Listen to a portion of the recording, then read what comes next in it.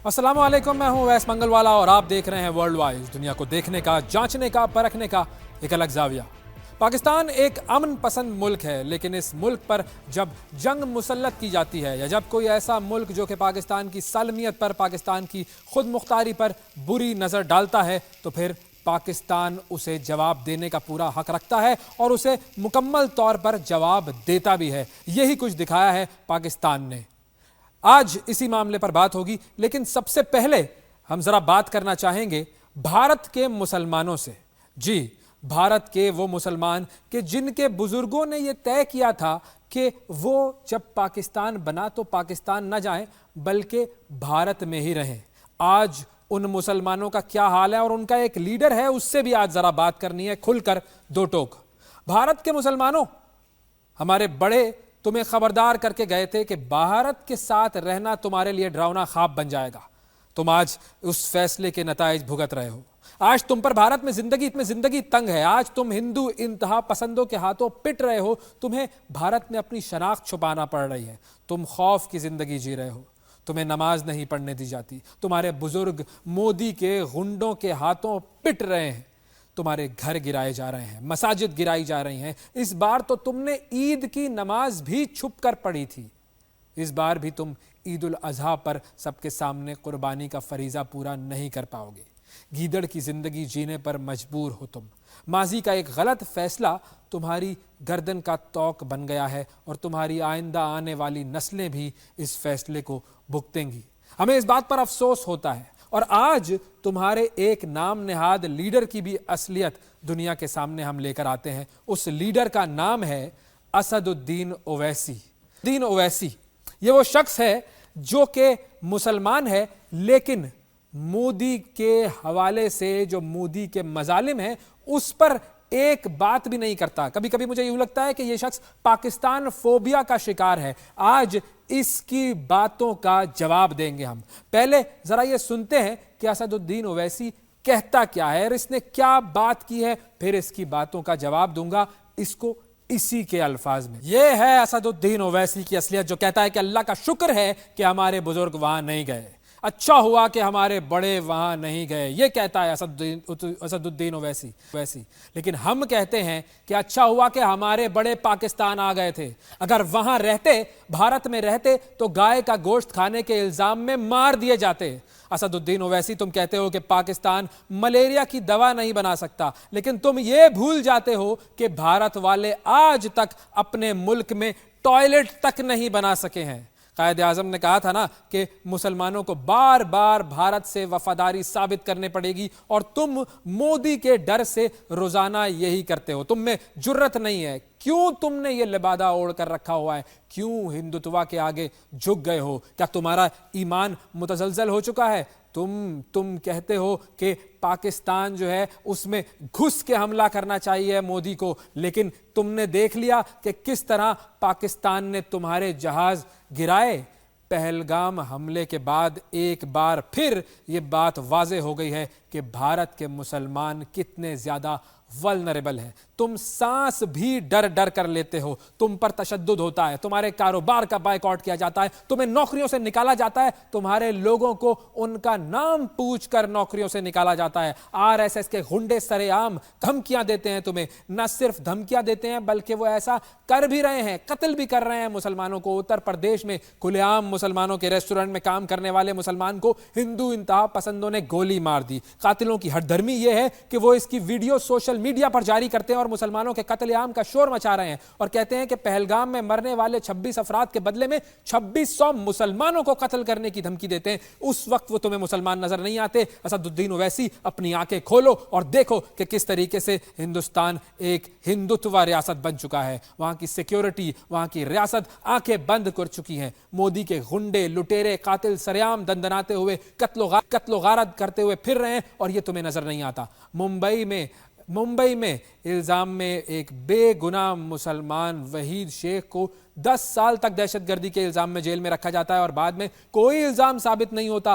भारत में मुसलमान हर लम्हा मौत के खौफ में हैं, तुम्हें यह नज़र नहीं आता। असदुद्दीन ओवैसी, तुम खुद को मुसलमानों का लीडर कहने वाले एक झूठे हो।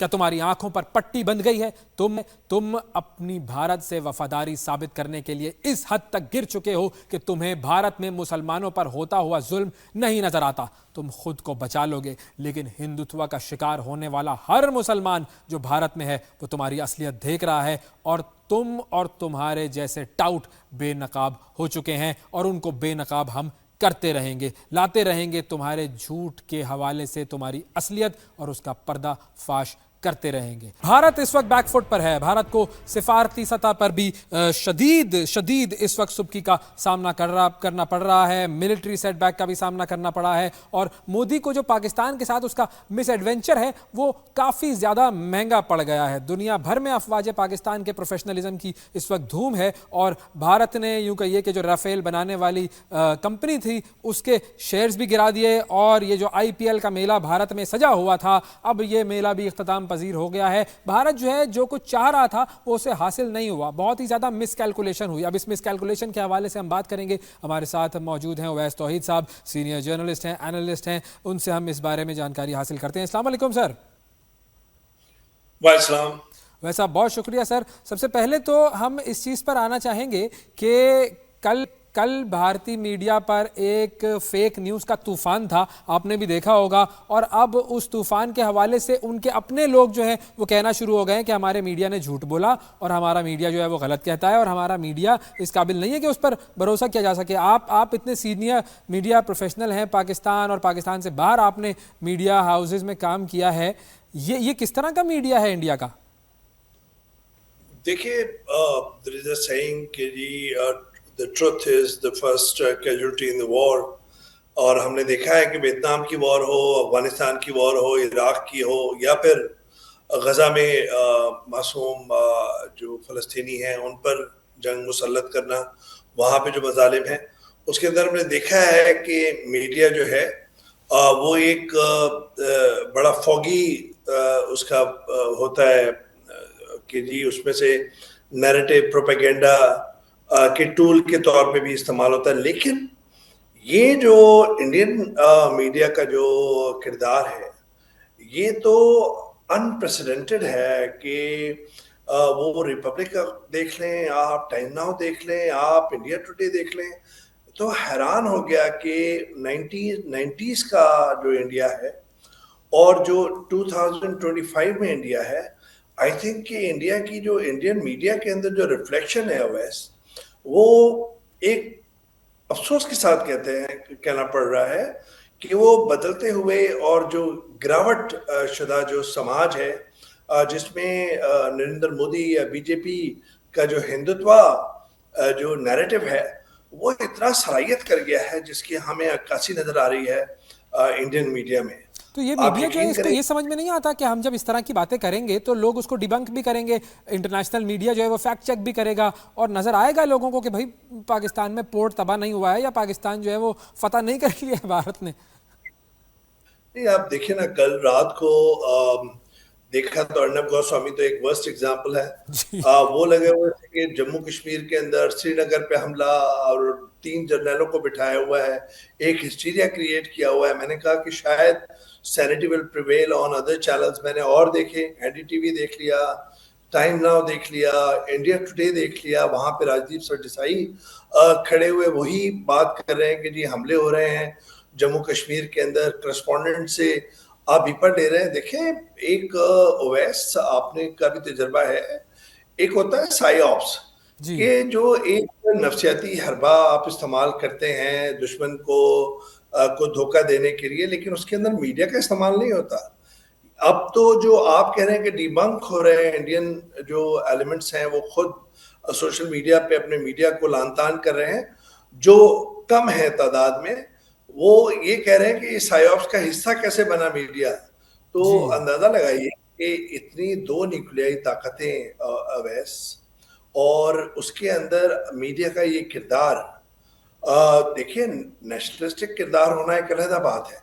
65 की जंग में मैडम नूरजहां के तराने हो गए, 71 के अंदर आर्टिस्टों का जो है वो किरदार हो गया और इंडिया के अंदर उनके हिसाब से किरदार होगा। लेकिन 2025 में दोनों न्यूक्लियर पावर्स हैं और आप ये देखें कि इसके अंदर انڈین میڈیا کا جو کردار ہے وہ میں سمجھتا ہوں کہ جو میں پہلے بھی آپ کہہ رہا ہوں کہ سماج کی عکاسی کرتا ہے. اور یہ بالکل. بڑے افسوس کہنا پڑتا ہے کہ وہاں پہ لبرل پروگریسو فورسز کس طرح کارنر ہو رہی ہیں, کس طرح اقلیتوں کو کارنر کیا جا رہا ہے, بالخصوص مسلمانوں کو. آپ کشمیر کے اندر دیکھ لیں کہ 370 آرٹیکل ریووک کیا ہے, آپ جی. ادھر کی تشکل ختم کر رہے ہیں جب وہ بلکہ آپ نہیں میڈیا کر کی اگر سکے. ہم بات کریں تو دا وائر جو کہ کرن تھاپڑ کا جو ڈیجیٹل میڈیا آؤٹ لیٹ ہے اس کو بند کر دیا گیا ہے آفیشلی حکومت کی طرف سے کہ جی یہ تو ہماری نیشنل سیکیورٹی کے خلاف ہے, کیونکہ انڈیا وہ کے سچ اندر بول اس رہے کو تھے. بین کیا ہے. جی. انڈیا کے اندر اس کو بین کیا ہے. اس کے جو فاؤنڈنگ جو ممبر ہیں, فاؤنڈنگ جو ایڈیٹر ہیں وہ سدھارتھ ہے, اور بہت ہی کمپیٹنٹ ایڈیٹر ہیں. اس سے پہلے ہندو اخبار کے ایڈیٹر تھے, اور بی جے پی کی جب حکومت آئی اس کے بعد کافی عرصے یہ بے روزگار رہے, اور انہوں نے دا وائر کی بنیاد رکھی, اور بہت ہی بیلنس قسم کی یہ دا وائر جو ہے آپ کو لبرل پروگریسو اور اینٹائی بی جے پی یا جی. اینٹائی ہندوتوا, یہ ریلیجیوسٹی جو پھیلا رہے ہیں مودی, اس کو کاؤنٹر کرنے کے لیے آپ دیکھیں بہت اچھا کام کیا ہے.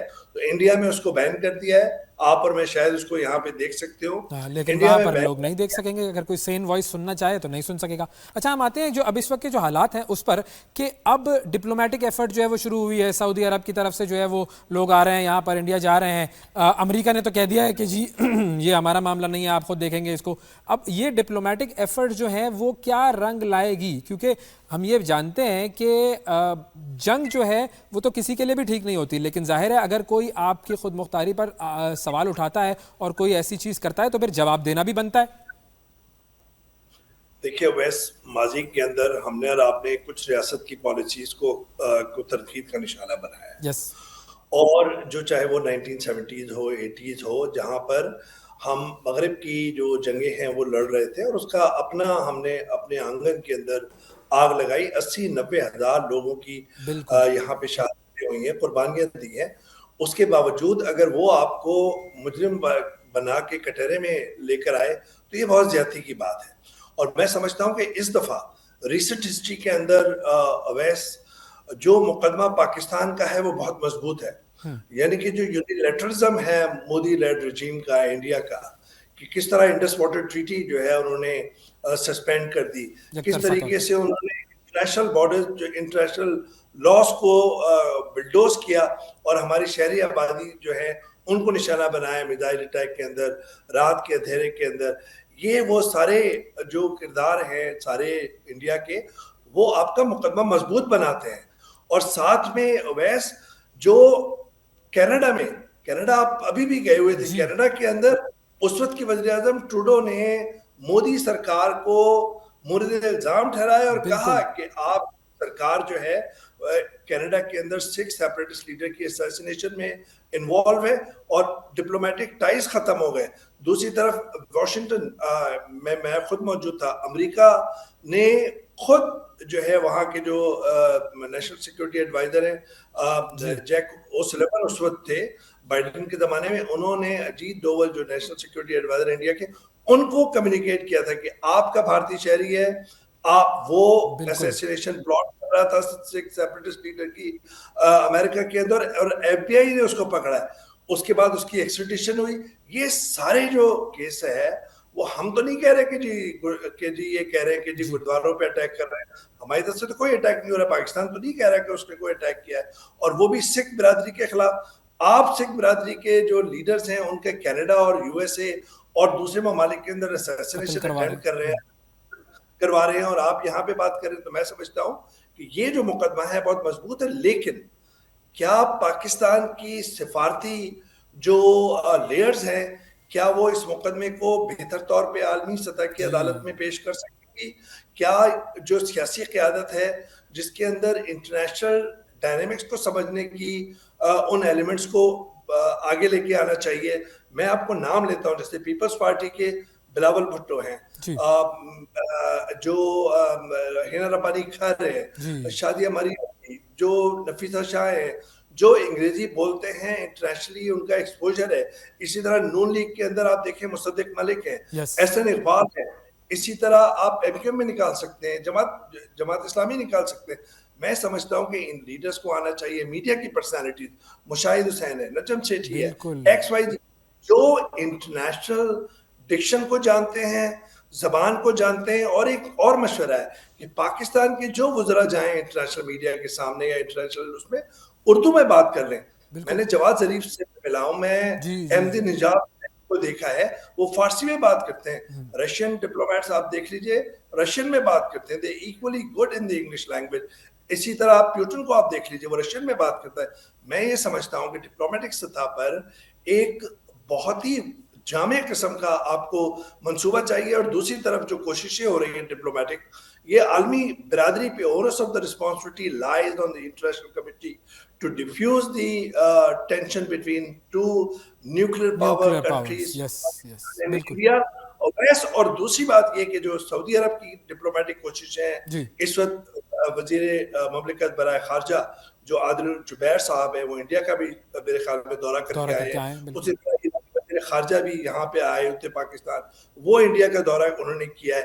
تو میں یہ سمجھتا ہوں کہ یہ ڈپلومیٹک کوششیں ہیں, یہ رنگ لانی چاہیے. اور یہ انڈیا کو یہ باور کرانا چاہیے کہ بائی لیٹرل ٹاکس ہوتی ہیں, میز پہ بات ہوتی ہے. کیسے ہو سکتا ہے کہ آپ 2016 2015 سے آپ نے سارے فورمز کچل کے رکھ دیے, سارک کو آپ نہیں مانتے, انٹرنیشنل فورمز کو آپ نہیں مانتے, آپ انڈس واٹر ٹریٹی کو آپ نہیں مانتے. بائی لیٹرل ٹاک کے اتنی دفعہ آفر کیے پاکستان نے, لیکن آپ رون دیتے. تو میں یہ سمجھتا ہوں کہ انڈیا جس روش پہ, اسرائیل کی روش پہ یا نیتنیاہو کی روش پہ چل رہا ہے, وہ انٹرنیشنل کمیونٹی کو روکنا چاہیے. اور یہ آخری بات اویس, مجھے یہ بات کہنی پڑتی ہے کہ اس وقت ہو سکتا ہے کہ پاکستان افغانستان کی جو 20-25 سال کی خوریزی کی کہانی ہے, جو مغربی طاقتیں یہاں پہ آئی ہوئی تھی, جن کی جنگ یہاں پہ لڑی گئی تھی, وہ ان کے لیے it might be a forgotten story for them, but for us it's very much alive. You knock on each and every door in the northwest belt, Pashtun belt, آپ کو ایک غم و علم کی آپ کو کہانی ملے گی. تو ہماری یہ کہانی زندہ ہے. آپ یوکرین کی جنگ میں, ہو سکتا ہے کہ عالمی برادری وہاں پہ انگیج ہو سکتا ہے کہ وہ اور ان کے اپنے مسائل ہوں, لیکن کیا ہمارے جو قربانیاں ہیں یا ہمارے ریجن کے اندر جو آپ نے انویژنز کی تھی, کیا اس کے لیے آپ تیار ہیں کہ اسی جگہ پہ ایک نیوکلیر پاور کو دوسرا نیوکلیر پاور ایک یونیلیٹرل طریقے سے آربیٹریری ایکشنز کے ساتھ وہ مظالم کرنے کے در پہ ہے؟ کیا آپ اس کی دیوانگی, کیا آپ اس کی جنگی جنونیت ختم کر سکتے ہیں اور یہ معاملہ تصفیے پہ ختم ہو سکتا ہے؟ دو نیوکلیر طاقتیں کولڈ وار کے بعد رشیا اور امریکہ کے درمیان جو ہوا تھا, اس کے بعد یہ طے شدہ بات ہے کہ دو نیوکلیر طاقتیں آپس میں فل فلیج جنگ نہیں کر سکتی. تو اس کا مطلب ہے کہ میز پر ہوگا مذاکرات, اور اس میں نریندر مودی کو اپنی جو ایک ایروگنس اس کو ختم کرنا ہی پڑے گا. بالکل. اور فائنلی آخری چیز میں آنا چاہوں گا کہ اب آپ کا چونکہ کرکٹ سے بھی اور کرکٹ انالیسس سے بھی گہرا واسطہ ہے, آئی پی ایل جو ہے وہ ختم کر دیا جاتا ہے انڈیا میں, اور ہمیشہ سے انڈیا کی کوشش تھی کہ پاکستان میں کرکٹ نہ ہو, لیکن اب اس جنگ کے حالات میں بھارت کو وہ جسے کہتے ہیں نا کہ جو دوسروں کے لیے گھڑا کھودتا ہے وہ اسی میں گرتا ہے, تو یہ بھی دیکھنا پڑ رہا ہے. تو یہ کتنا بڑا نقصان ہے؟ اویس آپ دیکھیے کہ کروڑوں لوگ پاکستان میں, انڈیا میں, سری لنکا میں, ہمارے پورے ریجن میں, بنگلہ دیش میں دیوانے ہیں کرکٹ پہ, اور ایک بانڈنگ فورس بن گئی ہے. انڈیا نے کرکٹ کی جو ڈپلومیسی ہے اس کو ختم کر دیا.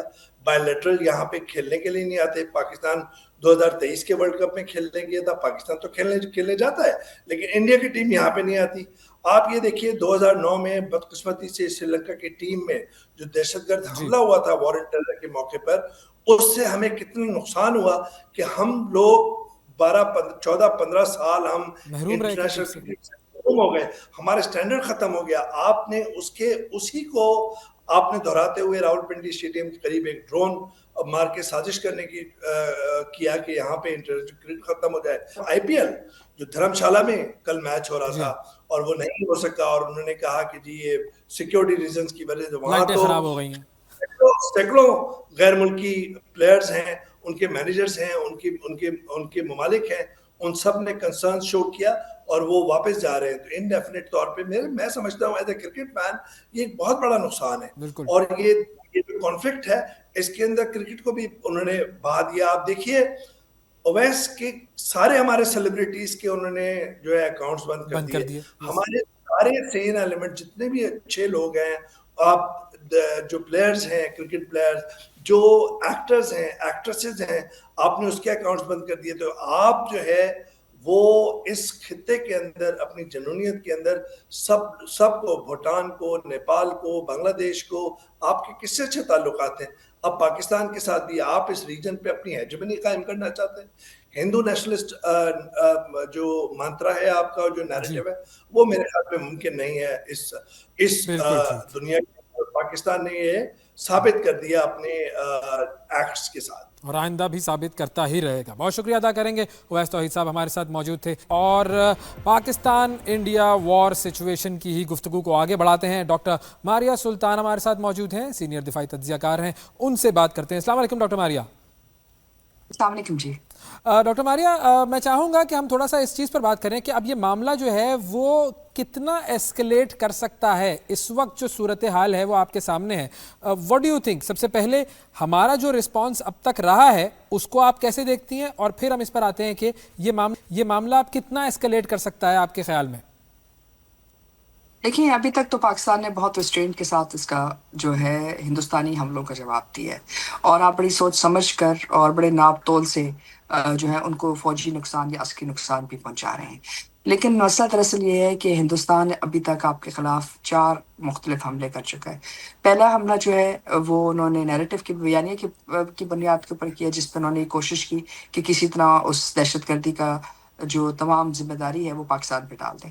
اس میں وہ بری طرح ناکام ہوئے, کیونکہ پاکستان کی میڈیا اور پاکستان کی طرف سے جو موقف اور جو بیانیہ آیا وہ بین الاقوامی دنیا نے مانا بھی, اور ہندوستان سے کہا کہ وہ ایک انٹرنیشنل امپارشل انکوائری کرے, اور ابھی امریکن صدر نے بھی یہی بات کی. پہلی ناکامی کے بعد جو دوسرا انہوں نے حملہ کیا وہ آپ کے اوپر ظاہر ہے رات کی تاریخی میں کیا, جہاں انہوں نے آپ کی 2 مسجدیں شہید کی ہیں اور آپ کے 26 لوگ شہید ہوئے. اور اس کے ساتھ ہی ساتھ اسی حملے کے ساتھ انہوں نے جو تیسرا حملہ کیا وہ آپ کے پاس اپنی ایئر فورس کی جو بگسٹ آپ کہہ سکتے ہیں اس وقت خطے کی سب سے بڑی ہوائی جنگ آپ کے ساتھ لڑی, جس میں ان کے 5 طیارے جو ہے آپ نے گرائے, 3 رافیل, 1 سوکھائے اور 1 MiG 29. اور اس کے ساتھ ساتھ سب سے بڑی بات یہ کہ آپ نے 15 سے زیادہ طیارے جو ہے اس وقت لاک کیے, لیکن آپ نے پھر بھی ان طیاروں کو نہیں گرایا تاکہ ہندوستان کا نقصان اتنا زیادہ نہ ہو جائے کہ اس کو ایسکلیٹ کرنا پڑے. لیکن انہوں نے آپ کی بات نہیں سمجھی, اور اس کے بعد ابھی لاہور کے اوپر اور پورے پاکستان کے طول و عرض کے اوپر انہوں نے ہارپ جو ہے ڈرونز جو ہیں ان سے پاکستان پہ حملہ کیا تاکہ پاکستان کے ریڈارز کو ان کا تعین کر سکیں, اور اس کے ساتھ ساتھ پاکستان کے خلاف کوئی اور جو ہے اسٹرائک کر سکے. پاکستان نے یہ بھی کرائے تقریباً 77 ڈرون جو ہیں ہم آفیشیلی کہہ رہے ہیں, اور غیر مصدقہ جو اطلاعات ہیں اس کے مطابق تقریباً 99 آپ نے ان کے ڈرونز کرائے ہیں. اور یہ جو ڈرون ہیں یہ اسرائیلی ساخت کے ہیں, اور تقریباً ایک ڈرون کی قیمت $10 ملین ہے. سو اس کا مطلب یہ ہے کہ یہ کوئی چھوٹا نقصان نہیں ہوا ہندوستان کو. اور اس کے مد مقابل آپ نے صرف ابھی تک جو ہے جموں اینڈ کشمیر میں جو ان کی پوسٹس ہیں اور ان کی جو ملٹری پوزیشنز ہیں ان پہ حملہ کیا. لیکن ہندوستان کی طرف سے یہ بات بارہا کہی جا رہی ہے کہ پاکستان پہ میزائل حملے کر رہے ہیں, وہاں یہ لگ رہا ہے کہ پورے پاکستان پہ حملہ کر دیا گیا ہے, جبکہ تو ایک جھوٹا نیریٹو بیان کر رہے ہیں. مطلب ان کی اگر میں برکھا دت کو سنوں تو ان کے پاس تو ایک پاکستانی جو ہے وہ جہاز بھی گر چکا ہے, اور پاکستانی پائلٹ بھی انہوں نے قید کر کے رکھا ہوا ہے برکھا دت صاحبہ نے. دیکھیں, اب ہم امید کرتے ہیں کہ یہ کوئی بیچارہ عام پاکستانی نہیں ہے جو کسی قید میں وہاں ہو جس کے خلاف یہ کام کر رہے ہیں, کیونکہ دیکھیں جہاز تو ایسے نہیں ہوتے کہ ان کے الیکٹرانک سگنیچر نہیں ہے. ان کا الیکٹرانک سگنیچر بھی ہوتا ہے, ان کا ایک ٹیکنیکل سگنیچر بھی ہوتا ہے. جیسے بھی ہندوستان نے کہا کہ ہمیں رافیل نہیں گرائے, اور رافیل کمپنی نے کہا کہ جی ہمارے رافیل کم از کم ایک زیادہ سے زیادہ 3 جو ہے رافیل طیارے جو ہیں گر چکے ہیں. یعنی کہ ہر جو ایک بڑا ہتھیار ہوتا ہے اس کی گلوبل فٹ پرنٹ ہوتا ہے, اور وہ فٹ پرنٹ جو ہے اور جو باقی لوگ ہیں وہ آپ کے ساتھ جھوٹ میں شمار نہیں کرتے, کیونکہ ان کی کریڈیبلٹی اس بیسس کے اوپر ہے. سو برکت صاحبہ کے مطابق تو وہ اسلام آباد میں بھی آ چکے ہیں, اسلام آباد میں بھی حملہ ہو رہا ہے, کراچی میں بھی, کراچی کی وہ ساری تو بندرگاہ اپنے جو الفاظ ہے میں, خیالوں میں, خوابوں میں فتح ہے. کر چکے ہیں. مجھے یہ بتائیں کہ جی اب اس کو آپ آگے کہاں جاتا ہوا دیکھ رہے ہیں, کیونکہ دیکھیں جیسے امریکہ نے کہا, ہم نے امریکہ کی بات کی کہ جی امریکہ کہتا ہے کہ جی اب یہ آپ دونوں کا آپس کا معاملہ ہے, اس کا ہم کیا مطلب لے سکتے ہیں کہ واقعی امریکہ ریسٹرینٹ شو کر رہا ہے اور کہہ رہا ہے ٹھیک ہے آپ دونوں ڈیل کر لیں گے, یا اس کا یہ کہنا کہ آپ دونوں کا آپسی معاملہ خود ڈیل کریں، یہ ایک طرح سے انڈیا کی طرفداری کہلائے گا؟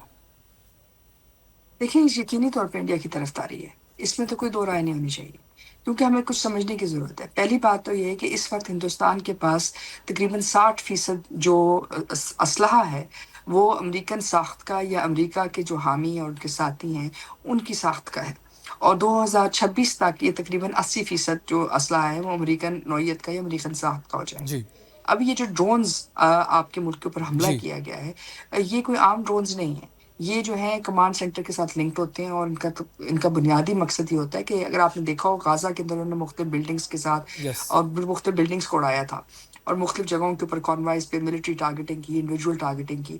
اس میں دھماکہ خیز مواد رکھا جاتا ہے جو عسکری کیپیسٹی کا ہوتا ہے، اور اس میں 5 کلو سے لے کے 15 کلو تک، یعنی کہ ایک بلڈنگ کو اڑانے کے لیے کافی ہوتا ہے۔ لیکن کیونکہ آپ نے جیم کیے ہیں تو یہ اس لیے جو ڈرونز ہیں یہ اپنے کسی بھی انٹینڈڈ ٹارگٹ تک نہیں پہنچ سکے ہیں، لیکن اس کا جو نیٹ افیکٹ ہے وہ تقریباً ایک ڈرون 10 سے 15 ملین ڈالر کا ہے۔ تو اگر آپ خود سوچ لیں 10 سے 15 ملین ڈالر کو آپ ضرب دے دیں 77 سے، تو آپ کے سامنے آ جائے گا کہ کتنے بلینز آف ڈالرز انہوں نے بالکل ایک اٹیک کے اندر لوز کیا ہے۔ یس۔ اچھا دوسری اب بات یہ ہے جی کہ یہ جو ڈرونز ہیں یہ اسرائیلی یس انڈسٹریز، ایروناٹیکل انڈسٹریز اور امریکن جو ہے کولیبریشن سے بنے ہوئے ہیں۔ ظاہر ہے ان کو اڑانے والے بھی ہندوستانی نہیں ہیں، ان کے ساتھ یہ دونوں جو ان کے ہینڈلرز ہیں وہ ہیں۔ آپ کو یاد ہوگا کچھ عرصہ پہلے کچھ خبریں آئی تھیں کہ جی ایک اسرائیلی اور امریکن فورسز جو ہیں وہ ہندوستان کی شمال میں اترے ہیں۔ بالکل تو یہ ظاہر ہے ان تمام انٹیگریٹڈ فورسز کے ساتھ منسلک ہیں اور کولیبریشن ان انہی کی کے ہے، ساتھ یہ بالکل کام بالکل کر رہے ہیں۔